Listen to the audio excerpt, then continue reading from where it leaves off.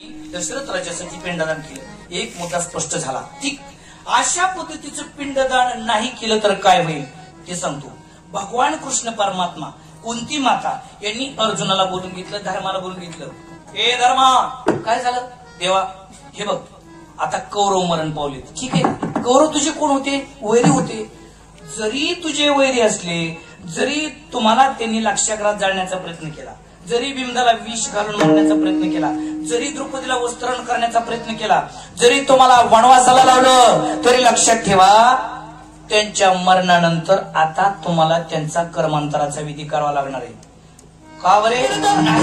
जर नाही केलं तर तुम्हाला मुखी लेकर जन्माला येणार, आंधळी लेकर जन्माला येणार, पांगळी लेकर जन्माला येणार, नवरा बायकोचा पटणार नाही, भावाभावात भांडण होणार, घरात शांतता राहणार नाही। अरे बापरे, असं होईल। बर, कशावरून? श्लोक पतंती पितरो हे संलुप्त पिंडोदक क्रिया संकरो नरकाई व कुलग्नानाम कुलशेच।